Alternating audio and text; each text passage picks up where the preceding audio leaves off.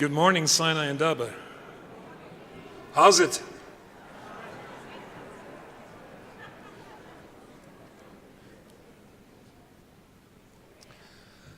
This talk is about guilt. Anybody Jewish here? Probably something we're a little bit familiar with. I'll tell you a story. 10 years ago, my wife and I were in Jerusalem in Israel. I had to sign the contract for my second book. My publisher in those days was in Jerusalem in a place called, just at the entrance to Har Nof. Are you familiar with that area of Jerusalem? It's a little roundabout there. So we arrived a few days early, so we could have relaxation before we got down to the serious business of signing contracts.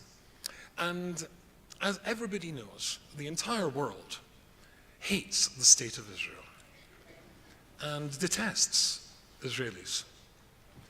And on that trip, I came to the conclusion that I did too. Now, let me just clarify this. It's not because I have any religious objections to the state of Israel or Israelis. After all, my children, I've got 2 children and grandchildren there. No. It's not that I have political objections. No. It's the way they drive. See, I travel all over the world. I mean, take, for example, the no U-turn sign. In most countries that I go to, the no U-turn sign indicates to people that they're not allowed to make a U-turn. But in the state of Israel, this is merely an indication that this is a particularly good place to make a U-turn. And if some obscure and anonymous fellow has said that you shouldn't do it, are you familiar with that? Anybody here speak Ivrit? That's the first thing you should learn when you're speaking Ivrit. And it's an amazing thing, because in Israel, if you are a millisecond late in putting your foot on the accelerator when the robot has turned green, they honk you into premature deafness. But making a legal move, and I'm British, you know, so I wasn't used to this sort of stuff. And then the next day, my wife and I set off to sign that contract at Har Nof. We'd hired a little car. It was white, of course. All Israeli cars are white. And so we pulled in because I was running out of petrol or gas. What do we call it in South Africa? Petrol. Oh, proper people. Good. Living in New York. Speak weird there. Anyway, so basically there's a little gas station just at the corner. And so after we signed the contract, we pulled in there because I needed to fill up 2 gas pumps. On the right-hand side, there were 2 cars at either side of the gas pump, and two people filling up. On the left-hand side, the first gas pump was occupied, and the guy's filling up, but the one ahead of him was empty. And my little white car, I could sneak just past and get there. And as I did so, something went and flew past me on the left. And there's a little guy in a scooter. And he jumped at the pump, jumped off his scooter, put up the seat, because inside is the tank, puts up his helmet, and off he goes to pay. And my wife, is she here? Good.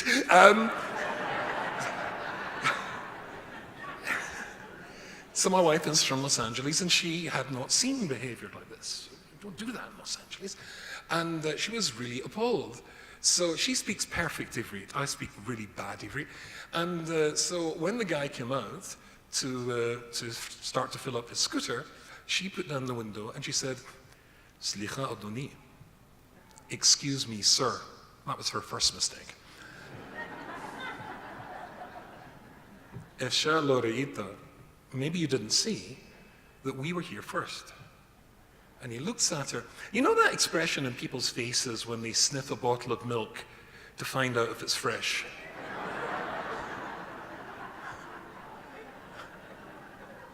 Only to discover that it's cheese. He looked at her with one of those expressions and he says, "Ani kan achshav." I'm here now.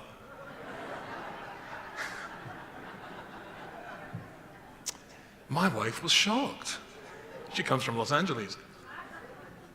Seeing that her fluent Hebrew approach and Los Angeles temperament didn't work, I decided to use a more traditional Scottish approach, which doesn't actually require a great deal of vocabulary.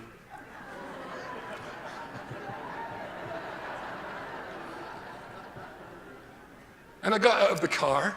I said, don't go, don't get out of the car. And I went over to him and I sort of said, hey, you, Jimmy.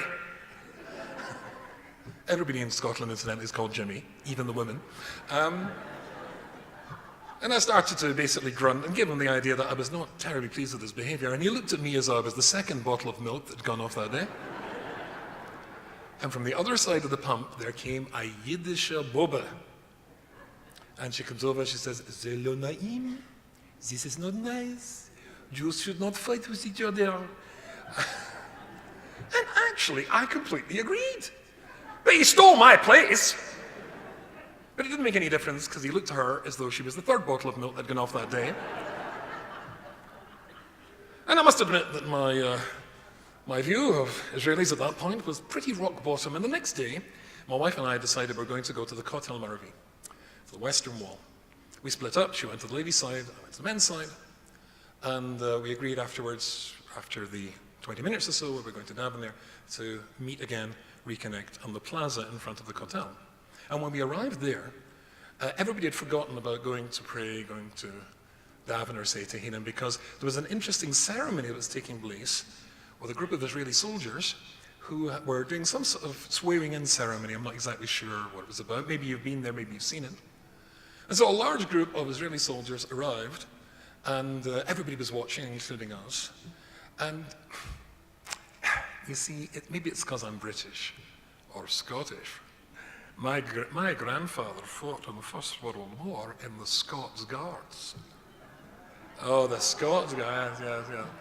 I mean, when you think, you see the blokes standing outside Buckingham Palace, immaculate.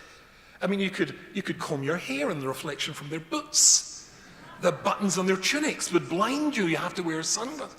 So along came about 100 or so young Israeli soldiers. They were told to form a square. It's more like a rhombus.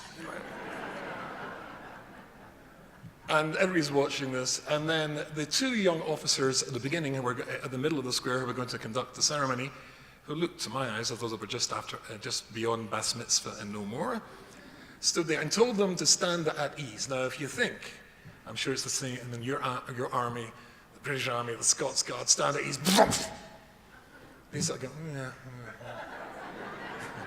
There was guys there with their shirts coming out.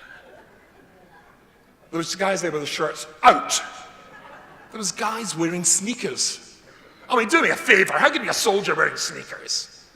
Anyway, there was about 6 soldiers who were wearing guns, the rest weren't wearing guns, and they were supposed to march down the center of the square, then along, and then down to salute the two captains. And they did that, and they were actually quite smart, which amused the other soldiers enormously. And they're walking past and they're leaning out and going, ooh, is it your food? I was appalled. I thought to myself, this is where U-turning and honking begins. Anyway, so after they did that, then the soldiers were dismissed. And just then, a black limousine pulled into the plaza opposite the hotel. And everybody was interested, who is arriving in this big black car? Maybe it's, somebody really important, like Madonna. So everybody wanted to see who was in. So the car stops, and the door at the back opens, and out comes a guy who's a photographer. He's only with 12 cameras, and then he's looking inside the cavern of the car, and out comes a father wearing a suit and a tie. You always know something big's going on in Israel when a man's wearing a tie. And then he looked inside, and the photographer's clicking away, and out came a kala, a Jewish bride. A Yemeni girl, petite, stunningly beautiful, in her gorgeous white dress. This, in her special day, in her big day, she was there to pray at the kotel, that her life together with her chatan, with her husband-to-be, would be blessed. And she started to walk towards the kotel with her father and the photographer walking ahead of them taking pictures. And all the soldiers saw this, and they all wanted a picture with the bride.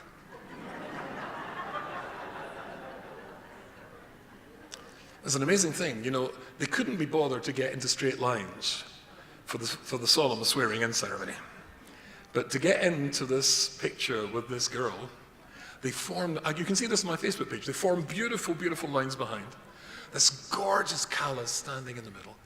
And the photographer's taking a picture, and they all started to sing. And they were jumping up and down. You know what they were singing? Anachnu maminim b'nei maminim. We are believers in Hashem, just like our fathers were believers in Hashem, and they're dancing up and down. And I looked at that, and I saw that. Ladies and gentlemen, I felt profoundly ashamed of myself. I was looking at the external. I was looking at the outside. I was comparing them to the Scots Guards. But these brave young Israelis, these brave young Jewish kids willing to give up their life to protect people like me, and I was judging them because they didn't look quite as smart as the Scots Guards. Felt profoundly ashamed, profoundly guilty. But not all guilt is bad. In fact, guilt can be an extraordinarily good thing. If, basically, I can take you back to another story, because we tend to judge people by their external appearances, do we not? We tend to be judged by our appearances, which is why I didn't wear my kilt today.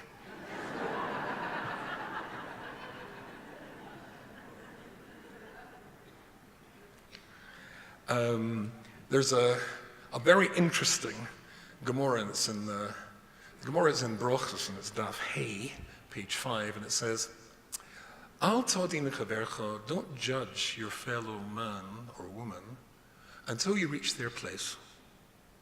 What does it mean, reach their place? That's normally translated, as I'm sure you might have heard it, until you're standing in their shoes. That's not what it says. It says, until you reach their place. What's a person's place?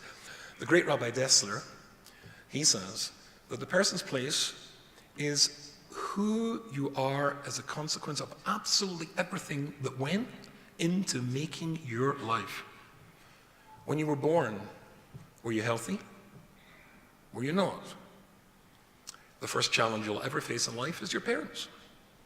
Did you have good parents? Did you have average parents? Did you have poor parents? And then you had siblings. Were your siblings helpful?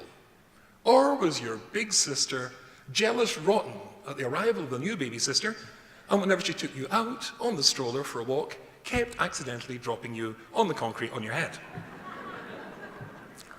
And then your school, it's like all of that, your experiences, all of that goes to make up who you are. And it says, don't judge somebody until you reach their place. Can you ever reach somebody's place? Can you ever judge somebody? I remember when I used to be the campus rabbi for the University of Manchester, in fact 14 universities in the northwest of England, and at the same time I was working for a seminary called Neve Yerushalayim, which is a seminary in Yerushalayim for young ladies who have not a strong Jewish learning background who want to catch up. Excellent place. I got a phone call one day from a mother who said that her daughter was interested in attending the seminary. I'm the guy who processes these applications. Could they come to meet us? So I said, yeah, of course. So I arranged for them to come on Wednesday morning to my office, I think it was 10 o'clock, in Hillel House. And when I arrived there, they'd come early. And when I entered my office, I was struck. You'll see why in a second I'm telling you this. I was struck by the appearance of the mother. Now, I'm an Orthodox guy. I'm really incredibly, incredibly frum. I don't even know that women exist. And when I say women, I mean non-men.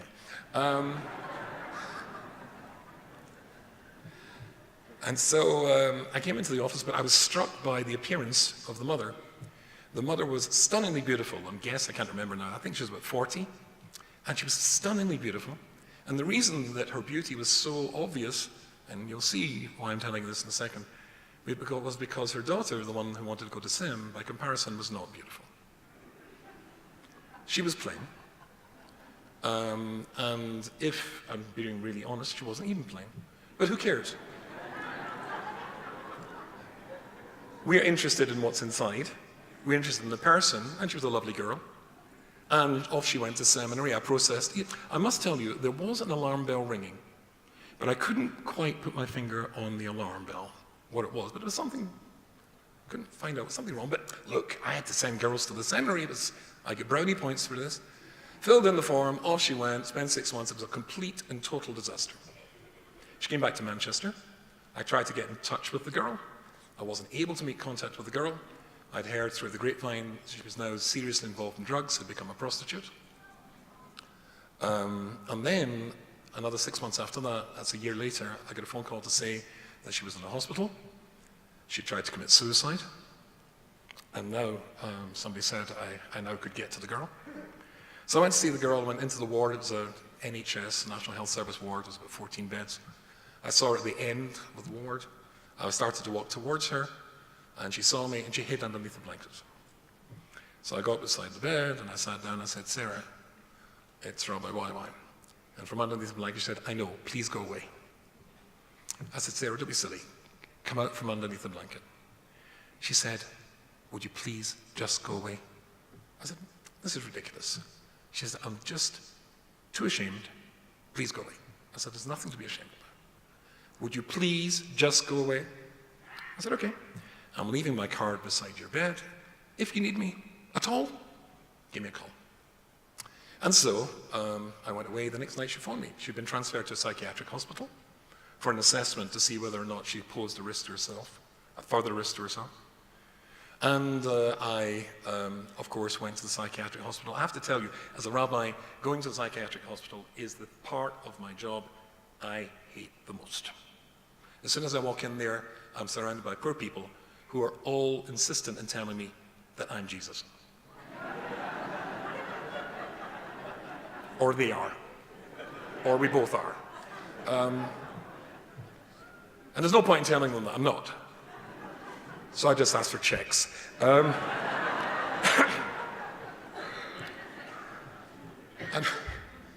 when I got there, the alarm bell that was ringing when I was processing the girl's application suddenly came into context because she explained her story. You remember I told you that the girl's mother was extremely beautiful and that the girl wasn't.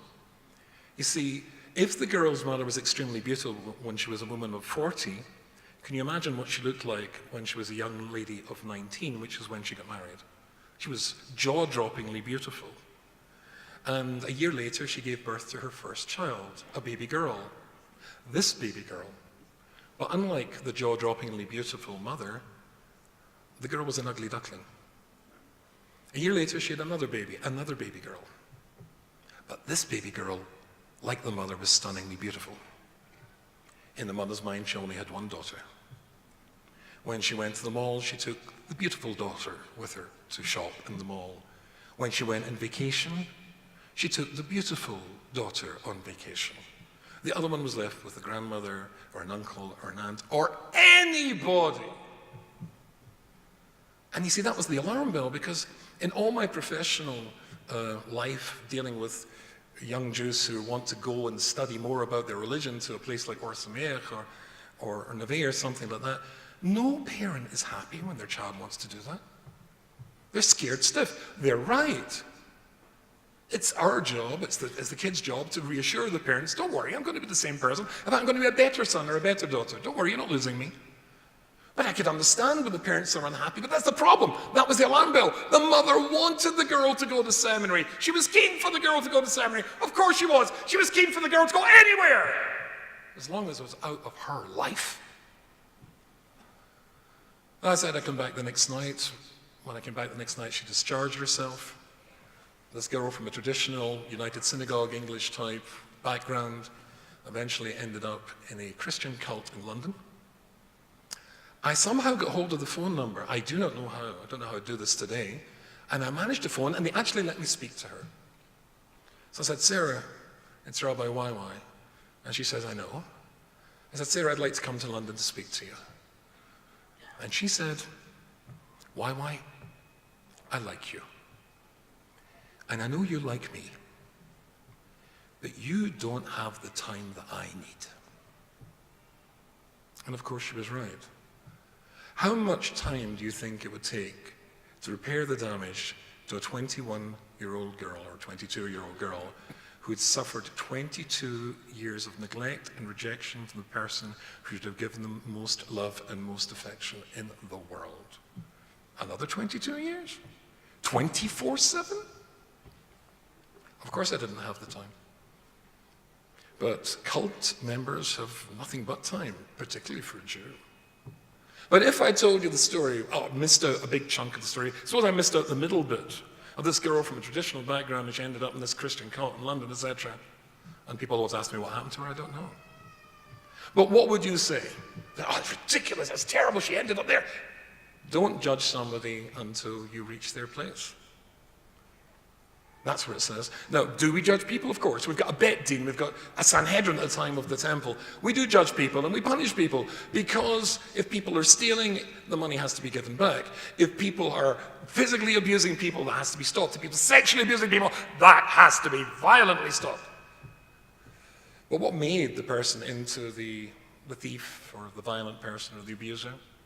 That you can never know. The actions, therefore, we judge. Well, what made the person, that we can never know. So there's two types of guilt. There's a guilt that makes you feel regret in a positive direction, like I felt about those Israeli soldiers, or my reaction to those Israeli soldiers. And then there's other guilt that just tears you down. In fact, King David says an amazing thing. You know, this Gemara I was talking about in Brochus on page 5, it says, an amazing thing. When something goes wrong in your life, yefashpesh b'maisav. Examine your deeds. If something goes wrong in your life, now this is the classic license for Jewish guilt.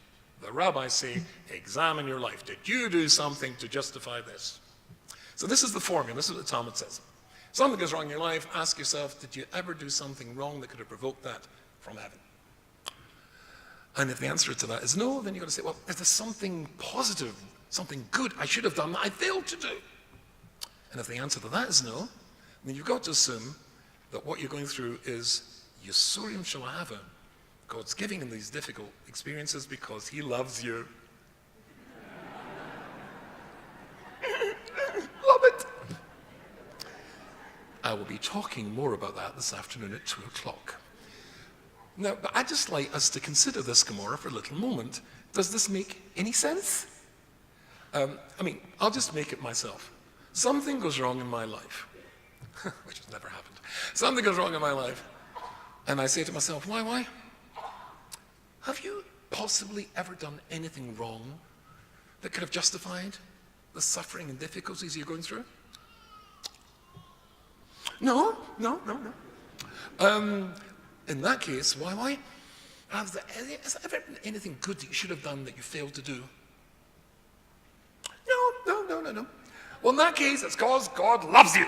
I mean, if you ever doubted that the rabbis have a sense of humor, this is it. Put your hand up if you're going to get past number 1. Anybody ever done nothing wrong in their life? What's this talking about? Who's going to get to stage 2, let alone stage 3? This is bonkers. However, what it really means is this. You know, King David says a very interesting thing. L'cho Hashem chesed. To you, God, there is chesed, kindness. Ki atu shalom leish k'masehu. Because you pay a person back for his or her deeds, measure for measure. It's called mida keneged mida. What you do wrong, then the same thing happens to you, or can happen to you. And King David says that's a kindness. What the Gemara therefore is saying, when something goes wrong and you say, did I ever do anything? It doesn't mean did you ever do anything wrong. We all have done things that are wrong. We are humans. I spoke about that last night. But have you ever done anything wrong like this? Does it match? That's what it means. That's when if you can say no, then you go to the next stage. But if it's just that you've never done anything wrong, we'll never get past to the next stage. Did you fail to do something right? Are you with me on this? Tell you a story. When I finished in Cowlow in Liverpool, I was in Cowlow in Liverpool. Do you know where our Cowlow was? Penny Lane. Wicked! In Penny Lane, there are a barber. There's no barber in Penny Lane. There's no fire station. but it was some rabbis learning Torah. And when I moved from Liverpool to Manchester, I was doing 4 jobs: Neve Yerushalayim, working for a Sameach, teaching in a yeshiva, and teaching in the Beis Yaakov Frum school. Now I have to tell you, I am, how should I put this? When I was about to become a father for the first time, I was a wee bit worried, because I am an only child, or as I prefer to think of myself, unique. And the problem is, being a father, I didn't see any brothers being brought up, and so therefore, how do you do dadding? But I could, I suppose, base it on my own upbringing, because I used to be a boy. But when my first daughter arrived, total and absolute crisis. Girls are different to boys. And when I taught in the yeshiva teaching boys, well, if a boy misbehaves in class, he says, "You! Stop that!" And you do it in a Scottish accent. But if you do that to a girl, they cry. They cry at you. It's their secret weapon.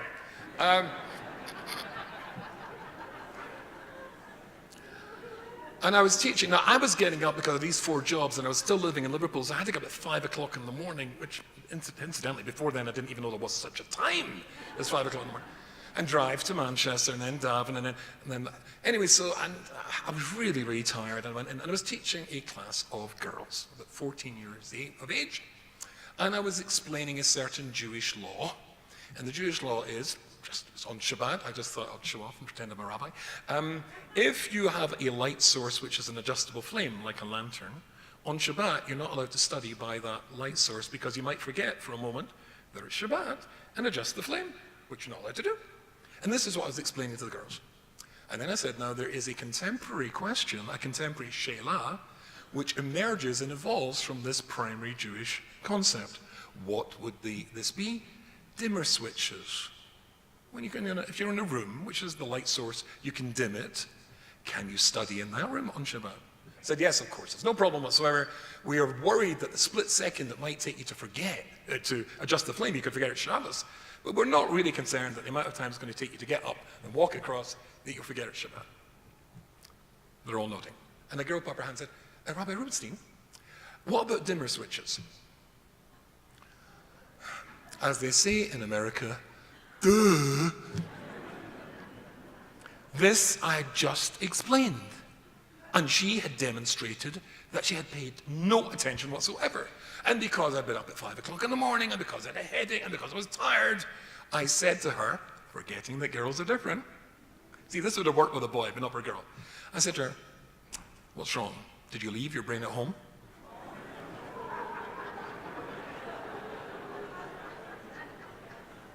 Oh, much worse. Didn't your lobotomy work?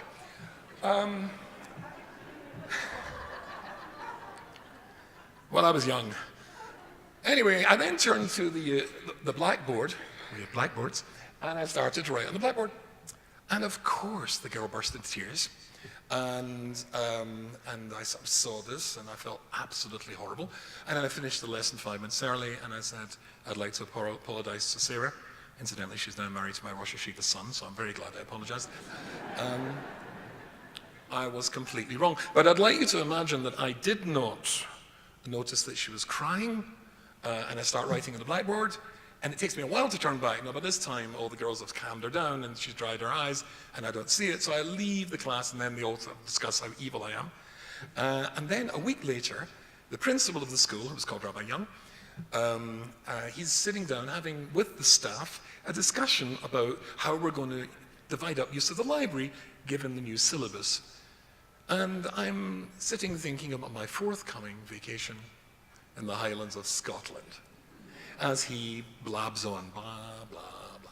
And then I say, excuse me, headmaster, how am I going to divide up use of the library with regards to the new syllabus? And he says to me, what's wrong? Did you leave your brain at home? Didn't your lobotomy work? Well, if the same thing happens to me, and it hurts, then I might just connect the dots and think, that's what I did to that girl last week. And if I'm a mensch, then I can go and apologize. Because sometimes we hurt people without even realizing it. So when the same thing happens to us that we do to somebody else, it's not a bad thing. King David says it's a chesed. So when you realize when you've done something wrong, and you feel guilt, and the guilt motivates you to something positive, a positive reaction, it's good guilt. But if it's a guilt that only tears you down and only depresses you and makes you feel no self-worth, then it's bad guilt. Good guilt comes from there because it allows you to become better. Bad guilt comes from there because all it does is tear you down. So if you want to know if you're feeling guilty and you're Jewish, because of course you're feeling guilty, but it's a guilt that's positive and is meant to be so that you can be a better person, then it's from there. But if you're feeling a bit guilty about something and all it's doing is tearing you down, then it's from that other place and the other guy down there. I remember I was teaching in a girls' seminary in Manchester, and a girl, French girl, came to see me. I used to have a little sort of like consulting office, and she sat down, and I said, "Bonjour." That's French, and that's about the limit. And she said, "Bonjour." I said, "Comment ça va?" And she looked very sad. I said, "Sad? Triste? What's wrong?" "Stomach cancer." "What?" "Stomach cancer. That's not a good cancer to get." I said, "Stomach cancer?" And then I thought to myself, something wrong with this scenario. Why is she sitting talking to a rabbi? Why isn't she in hospital? I said, "How do you know you got stomach cancer?" "Stomach pains." "Have you been to see a doctor?" "No."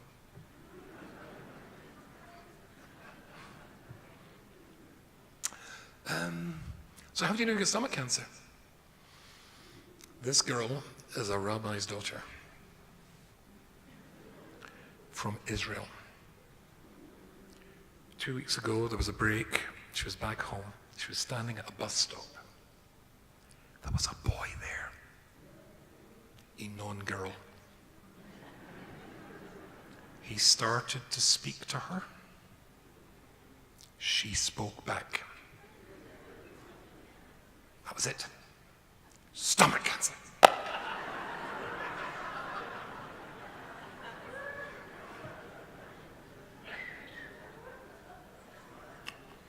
Now, we've been studying a book called Mesilat Yesharim, which is one of the classic ethical and Musar works, in which he says that a person should be, logically, that if you do something to annoy God, then really, it's God, you're thunderbolts and you're dead. But that's not how it works. Not at all. Even, says the Mesilat Yesharim, if a person commits adultery, we consider that a bad thing, or murder, that's a bad thing, God can forgive you for both of those. So I said to her, "We learned that together, yes?" "Yes." So I said, if God can forgive you for murder or adultery, I suspect he might be able to overlook the fact you told the fellow that it's 3 o'clock when he asked you for the time.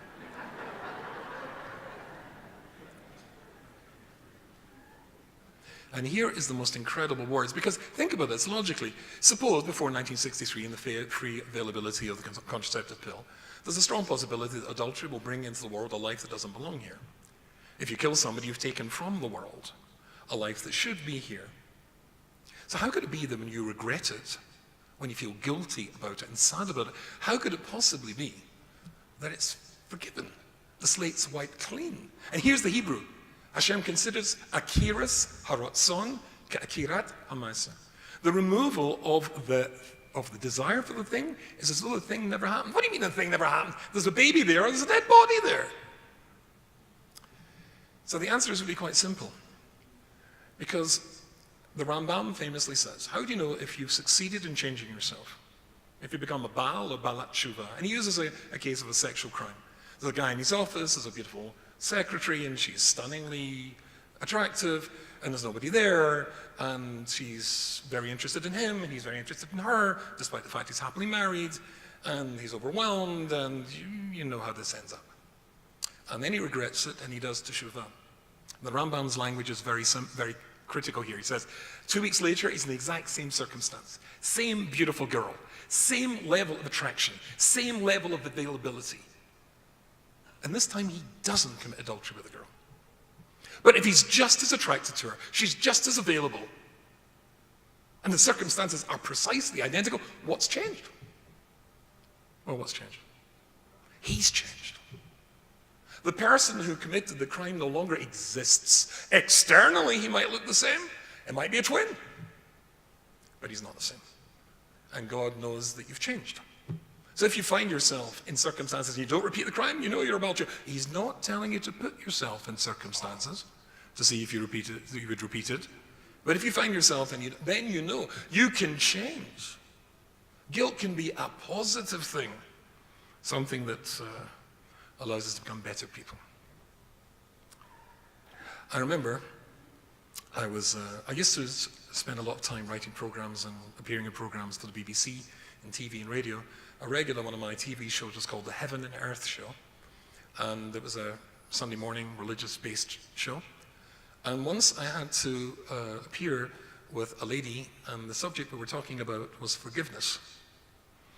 This lady, a non-Jewish lady, her sister had been murdered by a husband and wife serial killer team called Fred and Rosemary West.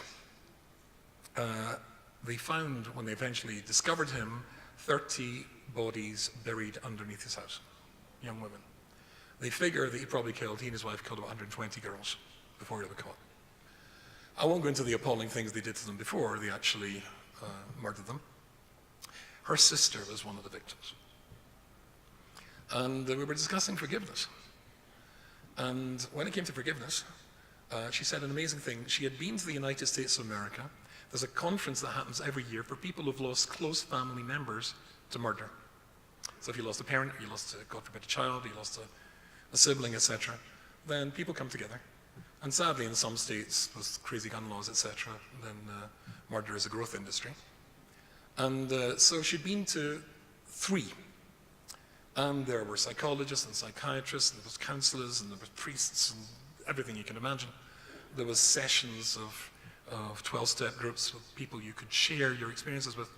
And the first year it was very nice, but hadn't really done anything. The second year was very nice, but hadn't done anything. But she'd just come back from her 3rd year. And when she came back from her 3rd year, she heard somebody who said something which completely changed her life. And that was, forgiveness means giving up the hope of a better past. Forgiveness means giving up the hope of a better past. Because when something went wrong in our lives, don't we replay the whole thing over and over again, tearing ourselves down, only this time hoping for some new outcome, something that's going to be different? Forgiveness means giving up the hope of a better past. And I've got a very good friend called Rabbi Jonathan Duff. He's originally from Johannesburg. He's a clinical psychologist now in London. I told him this, and he phoned me up a week later. He said he had 6 clients, whom he had no progress with at all over a period of a year. And when he told him, he said, when I told him your magic words, which weren't mine, it was this lady's, suddenly he made progress. People had started to allow themselves to forgive themselves. Let me finish by telling you something which I think is important. There's a Jewish idea, whenever you do teshuvah, whenever you change your life, and all the negative things that went before become mitzvahs, all the averas, all the bad things you do. It's not just that the slate's wiped clean, but they become mitzvahs. And I suppose because when you regretted it, when you felt guilty and you used it in a positive direction, then that became the springboard. The bad thing that you did was the springboard to make you into the better person. So of course it becomes a mitzvah. But my wife and I was lecturing in San Jose about 3 years ago. We got off the plane, and there was one of these walkways in the airport. And as we were walking along the walkway, there was glass display cases from a local university, and they had in them broken clay pots. And this whole exhibition was in the Japanese, Chinese, and Korean art of kintsukuroi. Has anybody heard of kintsukuroi? I'd never heard of it before. In Japanese and Chinese philosophy, the history of the thing, the history of an object, is part of the object. So when it's broken, they repair it.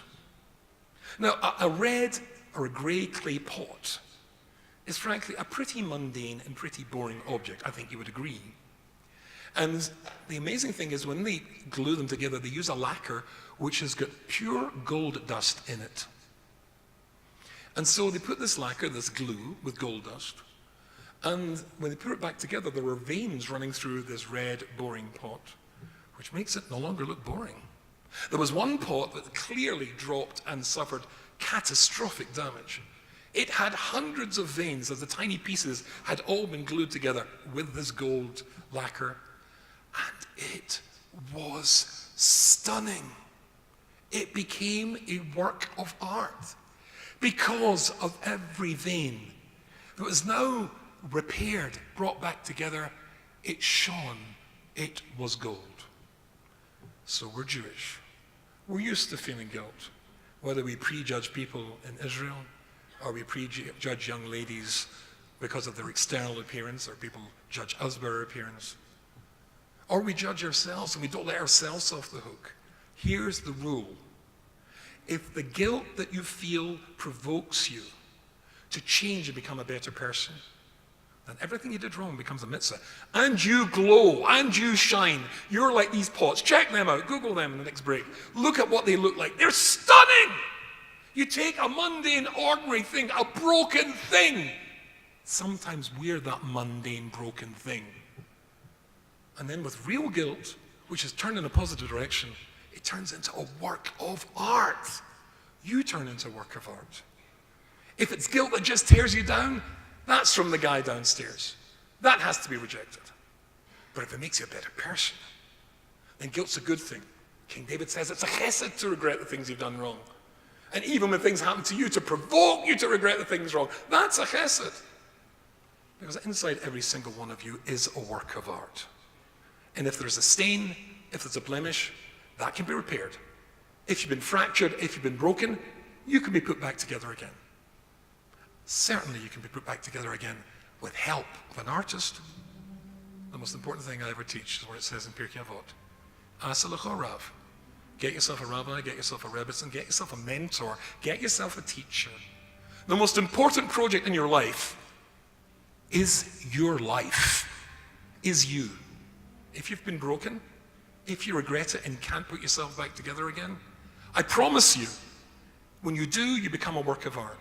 And if you can't do it yourself, get a rabbi, get a Rubinstein, get a mentor, get a professional who can help you to shine, and every crack will be filled with gold as you become the work of art that you truly are.